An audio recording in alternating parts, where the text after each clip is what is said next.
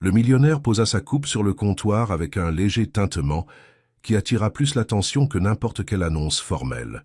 Il n'était pas nécessaire d'avoir un microphone quand on avait ce genre de présence. Renato Cavalcante le savait mieux que quiconque. Il ne haussa pas la voix, mais tout de même, tous ceux qui l'entouraient se turent par instinct. « Vous avez vu ça ?» dit-il en pointant le menton vers le sol fraîchement nettoyé. Quelques invités se tournèrent. D'autres se contentèrent de sourire, attendant la prochaine phrase, comme ceux qui connaissent déjà le type de spectacle qui allait venir. Marlène était là, agenouillée, passant la serpillière avec des mouvements précis. Le salon de l'hôtel Palacio Diamante reflétait la lumière dans les moindres détails, et son travail faisait partie de cet éclat invisible que personne ne remercie. « Regardez le soin », continua Renato, avec un sourire qui semblait un compliment, mais qui n'en était pas un. « On dirait qu'elle prépare la scène pour danser. » Quelques rires surgirent, légers au début. Marlène ne répondit pas. Elle continua le mouvement du bras, tirant l'eau dans la bonne direction, comme elle le faisait depuis des années. Renato fit un pas en avant. « Vous dansez » demanda-t-il maintenant directement à elle. Le salon s'inclina pour écouter. Marlène leva les yeux lentement. Il n'y avait ni défi ni soumission dans son regard, seulement de la présence. « Un peu » répondit-elle. Cela fut suffisant. Renato ouvrit les bras, théâtral. « Alors faisons ce qui suit, dit-il. Si vous dansez une valse ici maintenant, au milieu de ce salon, et que vous le faites correctement, je nettoie tout ça ici à genoux. » L'explosion de rire fut immédiate. Quelqu'un applaudit. Un autre siffla. Une femme commenta « Je paierai pour voir ça. » Renato leva le doigt, comme celui qui scelle un contrat. « Parole d'honneur, » dit-il. Renato Cavalcante ne revient pas sur sa parole. Marlène resta silencieuse pendant quelques secondes. Le genre de silence qui n'est pas vide, mais rempli de pensées. « Monsieur est sûr ?» demanda-t-elle. La voix sortit ferme. Cela dérangea plus que n'importe quelle réponse exaltée. Renato rit. « Oui. Et vous ?» Elle se contenta d'acquiescer une fois, mais elle ne bougea pas. Renato perdit rapidement l'intérêt, comme quelqu'un qui croit déjà avoir gagné avant même de commencer. Il tourna le dos. « Voilà, le spectacle est terminé », dit-il aux invités. Mais ce n'était pas terminé. L'orchestre, au fond, commença à accorder ses instruments.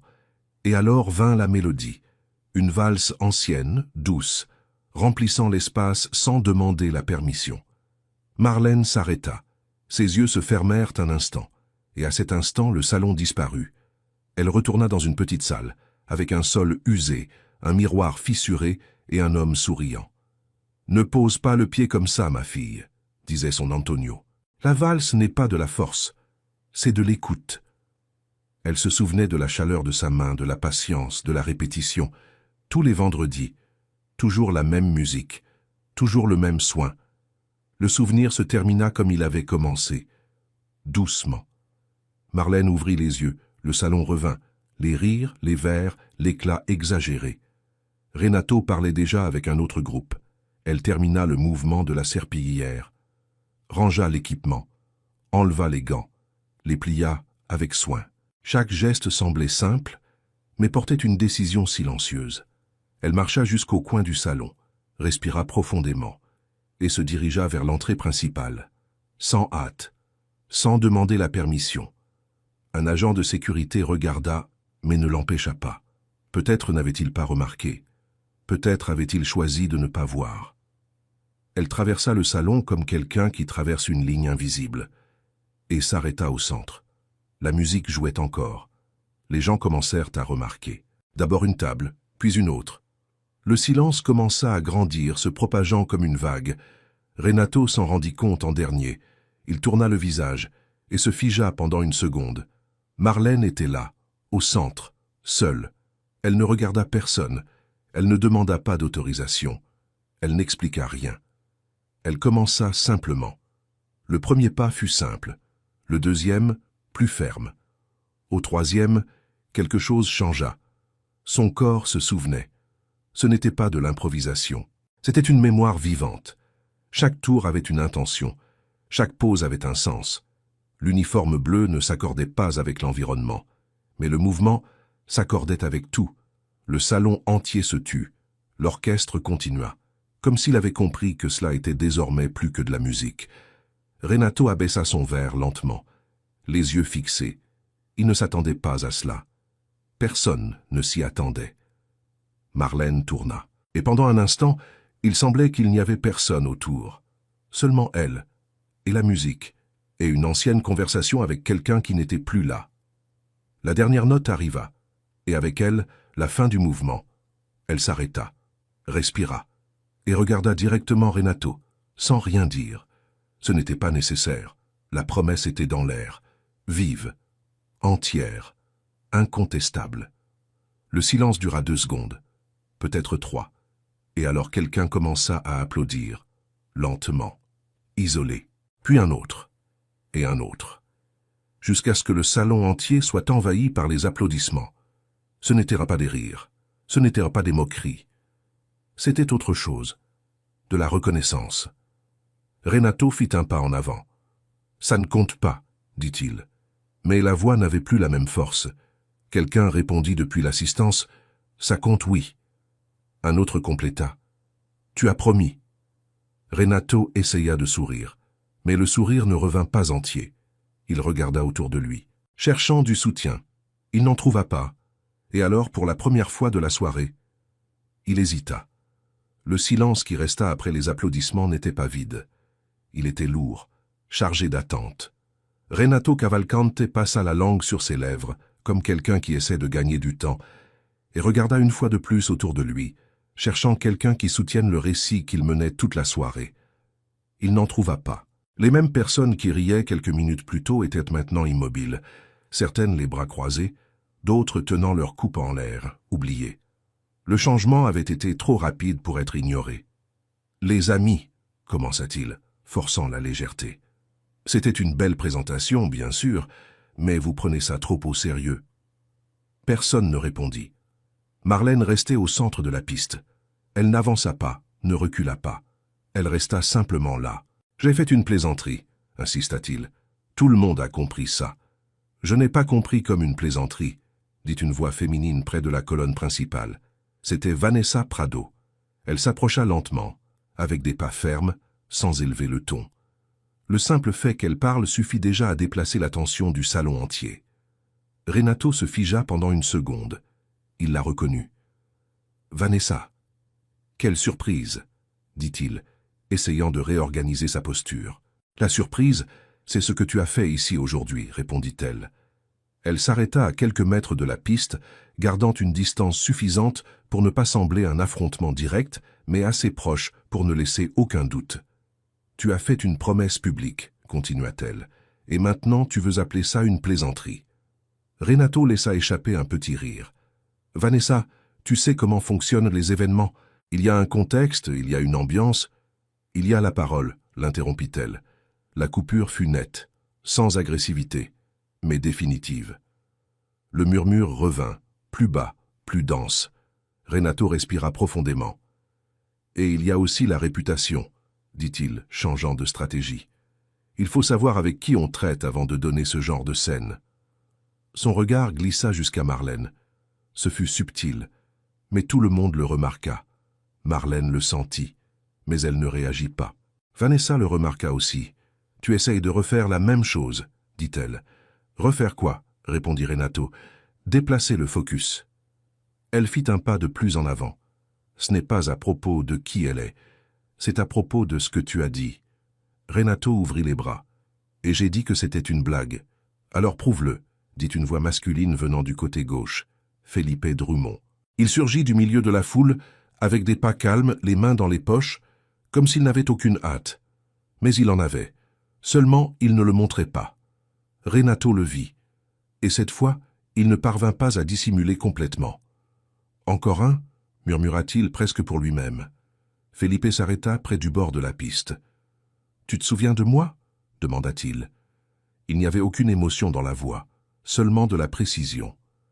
Renato respira profondément. « J'en sais déjà vu quelque part, oui. Académie Drummond, » répondit Felipe. « 2018. Le salon entier prêtait attention.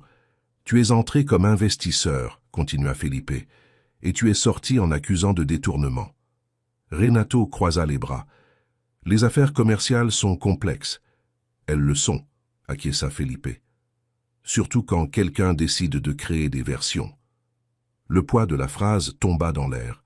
Vanessa observait. Marlène restait. Le salon entier attendait. Felipe sortit son téléphone de sa poche. « J'ai appris une chose après ça, dit-il. Quand quelqu'un répète le même schéma, un jour la preuve apparaît. » Il leva l'appareil. Il n'appuya sur rien encore. Il le montra seulement. « Tu veux continuer à dire que tout est une plaisanterie ?» demanda-t-il. Renato resta immobile, pendant une demi-seconde. Puis, il essaya de sourire. « Tu ne vas pas faire ça ici. »« Ah non ?» répondit Felipe. Vanessa fit un léger signe de tête. C'était le signal. Felipe toucha l'écran. La voix remplit le salon. Elle n'était pas trop forte, mais elle était claire, inconfondable. La voix de Renato, à un autre moment, dans un autre contexte, assemblant des mots, ajustant un récit, riant à la fin comme si cela n'était qu'une stratégie. Le son résonna dans l'espace, frappa les murs, revint et s'installa. Personne ne parla pendant l'enregistrement. Pas un verre ne bougea. Quand cela se termina, le silence revint. Mais ce n'était plus le même. Maintenant, il était définitif. Renato ouvrit la bouche, la ferma, passa la main sur son visage. « Ça ne prouve rien, dit-il. » Mais la phrase sortit faible, déconnectée. « Preuve de schéma, dit Vanessa. « Preuve de méthode, compléta Felipe. « Preuve de choix, dit quelqu'un dans l'assistance. Les voix commencèrent à surgir, basses, mais constantes. « Il a fait ça avec d'autres. J'en ai déjà entendu parler.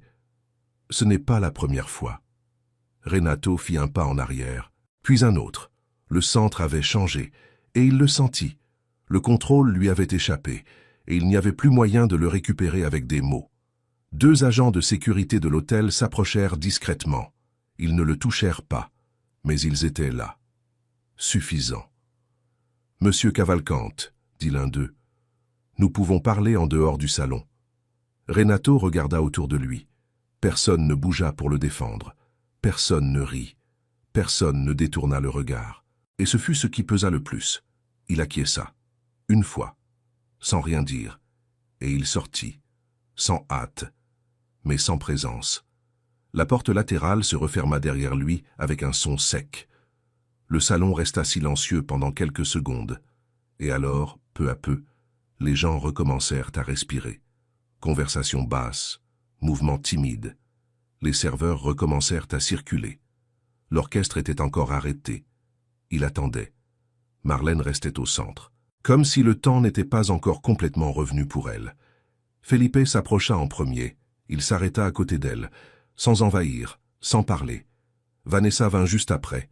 De l'autre côté, les 3 restèrent là, pendant un instant, partageant le même espace, sans avoir besoin d'expliquer quoi que ce soit. L'orchestre reprit, une musique légère, différente. Le salon commença à se réorganiser, mais quelque chose avait changé. Vraiment. Marlène respira profondément. Elle regarda le sol, le même sol qu'elle avait nettoyé des heures plus tôt, le même qui reflétait maintenant une histoire complètement différente. Elle fit un pas hors de la piste, puis un autre. Felipe l'accompagna. Vanessa aussi. Ils se dirigèrent vers la sortie principale, sans hâte, sans public. À la porte, une femme aux cheveux blancs toucha le bras de Marlène. « Merci », dit-elle simplement. Marlène acquiesça et sortit. Dehors, l'air était plus froid, plus réel, sans lumières exagérées, sans musique constante, seulement le son lointain de la ville. Ils restèrent là pendant quelques secondes, en silence. « Tu as bien fait, » dit Felipe. Simple, direct. Marlène respira. « J'ai juste fait ce que je savais, » répondit-elle. Vanessa sourit légèrement. « Parfois, c'est tout ce qu'il faut. Personne ne dit rien de plus. Ce n'était pas nécessaire. Parce que là, il n'y avait plus de public, ni de jugement. Seulement la continuité. 3 semaines plus tard, Marlène traversait une salle simple au sol usé, mais cette fois elle ne portait pas de serpillière, elle portait de la musique. Quelques jeunes attendaient, curieux, pendant qu'elle s'arrêtait au centre et respirait comme cette nuit-là. Il n'y avait pas de lustre, ni d'invités riches, mais il y avait de l'espace, il y avait de l'écoute. « La valse n'est pas de la force, dit-elle, répétant la voix de son père. C'est une conversation. Quand la musique commença, elle se rendit compte qu'elle n'avait rien perdu, elle avait seulement gardé. Et maintenant, pour la première fois, elle ne dansait pas pour prouver quoi que ce soit à qui que ce soit. Elle dansait parce qu'elle savait exactement qui elle était, sans avoir besoin de demander la permission d'exister.